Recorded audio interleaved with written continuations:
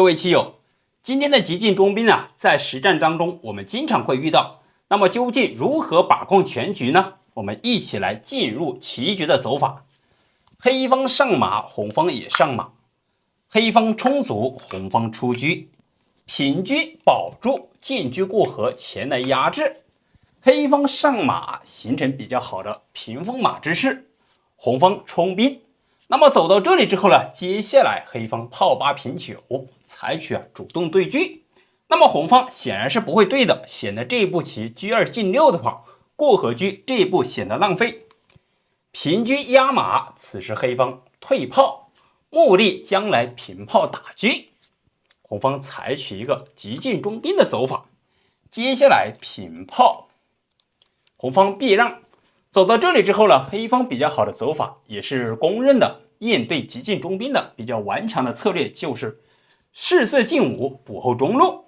那么接下来红方依然是再次进兵，红方的主要进攻思路就是中路有炮，内道有车，结合中路这个急先锋小兵的话，形成中路的进攻优势。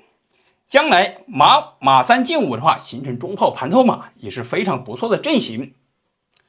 那么黑方在这里应对当头炮，首先我们要分析一下当头炮它的优势和缺陷在哪里。当头炮主要是中路进攻比较厉害，它的缺陷就是376路底象，所以说后手方采取反击的话，多数会以376路象采取一个进攻的方向。那么走到这里之后啊，接下来黑方有几个走法呀？冲卒吃兵，第二个采取卒七进一，第三个象三进五防守，第四个车八进八。我们今天呢，继续围绕着上一个视频的内容，再次为大家分享第一个走法，直接冲卒吃掉。那么前面一局啊，我们介绍了红方接下来平车吃卒，这个走法感觉很好，实际上黑方有一个马三退四的话，回马金枪，蓄势待发，可以说黑方采取了一个后手反先，红方不占便宜。那么红方接下来比较好的走法就是马三进五，这里直接进炮要打中卒，黑方接下来又该如何应对呢？第一个走法直接送卒，目的即便是你进炮打掉的话，也把自己的马给卡住。第二个走法是马三进五，补后中路，最为比较稳妥的就是象三进五。我们分别来看，如果说直接进卒的话，那红方是当然不让，直接进炮打掉。打完之后，在这里很明显，先手来一个将军，黑方飞象。这里接下来目的很明确，象三进五的话，将来车一平四出贴身车。实际上这个走法反而被红方所利用。那么接下来大家看看，在实战当中，如果说遇到这个局面，红方你该如何走呢？这里这一局采取一个炮八平四。当然我们常规走法都是炮八平五，实际上炮八平四非常具有力度。这里很明显，进炮打底式的话，炮打双车，即便是你现在老将摆开的话，想避让实际上也是来不及的。进炮一打的话，很明显，现在炮打着双车，你退式吃的话，进车砍式依然是把这个一路车给抽掉了。所以说这个走法让黑方稍微有点棘手。那么当然出将的话肯定是不太成立，他唯独选择马三进五，提前补后中路。实际上这样走的话，红方不慌不忙，马八进七，启用后方力量。当然比如说现在进车的话，其实效果也都一样。黑方采取车一平四，快速将来出贴身车。此时红方采取一个平车抓炮。那么棋局走到这里之后呢，接下来黑方反而就会丢子了。我们在这里可以很明显来看一看，黑方这个炮该如何抉择呢？感觉它有两个走法，第一是平炮避让，第二是退炮。首先我们看退炮结成担子炮这个走法看起来很不错，同时也防止了你车四进二前来抓他这个7路炮。实际上这样一走的话，红方有一个利刃出鞘的走法，就是直接进炮轰底式。这里一打的话，很明显打着双车，你现在老将还不敢吃，内道有车，也仅此一步，退势吃掉炮。那么好了，这里一吃，很明显进车砍掉炮。继续往下发展的话，看起来双方啊子势、子力和兵种差不多。实际上，由于红方在这里破势的话，很明显红方已经开始入局了。中路有炮牵制，二线有车，同时内道有车，形成了三路夹击之势。那么接下来，由于黑方这里缺单势，无论是回马还是选择撑势，红方都有非常强硬的手段，或者说直接来一个车4进2的话，那这里可以说红方可以立刻采取一个速杀，黑方基本上已经可以弃子投降了。当然，如果在这里黑方采取一个炮2平3，或者说炮2平1，感觉很不错啊。实际上这个走法，红方有另外的计谋，直接进车，目的很明显，卡住象，同时在这里吃炮，因为吃炮是最为明显的走法。那这里此时选择退炮结成弹子炮，感觉很不错啊。这样一走的话，同时进炮一打象的话，好了，这里黑方又只能投降了。很明显，这里江浙军要么士5进4，要么士5进6。如果说士5进4的话，炮同样轰底势。这里打着双车，两个车必丢齐，一旦车丢掉，同时残缺士象的话，很容易受到这个8路车结合内道车缺士怕双车，红方能够速胜。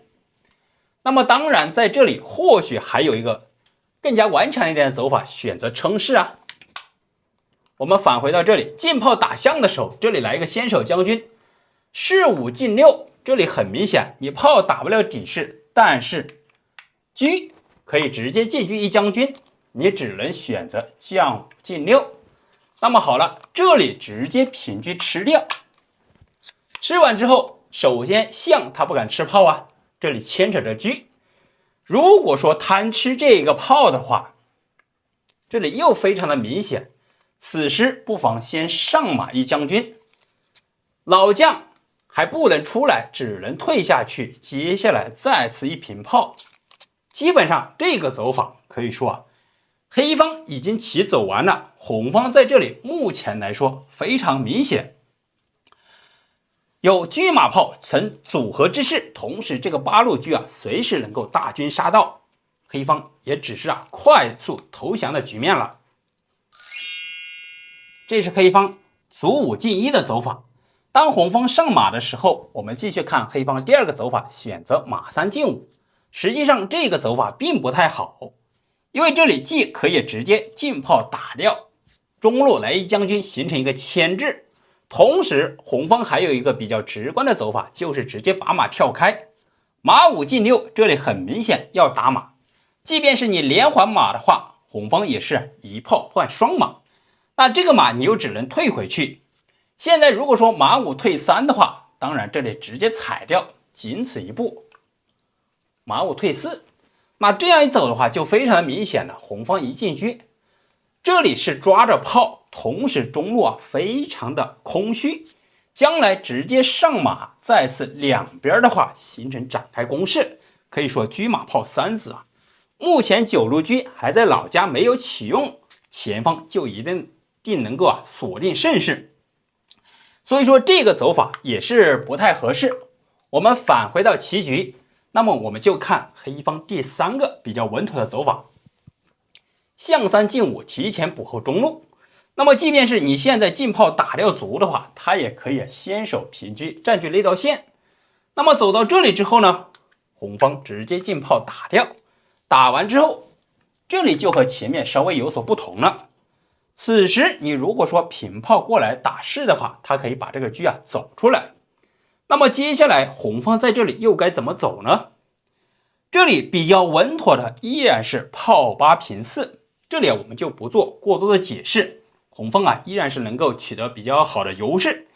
但是我们常规走法或许会走成炮8平5，实际上这个走法非常的差劲，这样一走的话，红方反而落入后手。我们继续往下演变一下，为什么红方这一步棋不太好呢？因为黑方可以直接进车过来抓马，这里你就显得尴尬了。这个马如果说马3马5退3的话，这里显然这个棋又不叫棋了。你如果说直接上的话，上马直接给你踩掉，那这样的话红方没有什么攻势。那他想稳妥一下，就是马8进7先防守一下，此时炮2进4就起到了一个关键作用。这里一炮换双，那你现在该怎么走呢？现在也只能硬着头皮往前冲了。如果说退回去的话，比如说退回了进车，好了，黑方现在双车一炮成一个碾压之势，双车一炮已经形成一个回防，同时红方的车炮在前方没有什么攻势。那么接下来在这里很明显，双车平车吃兵的话，抓着红方的3路马，同时在这里黑方还形成一个反击之势，局面继续往下发展可以说黑方反而能够取得一定的优势，双方继续往下战斗也是一个时间的问题。好了，棋友们，今天这3个变化暂时就为大家先分享到这里，下一局我们继续为大家分享新的内容。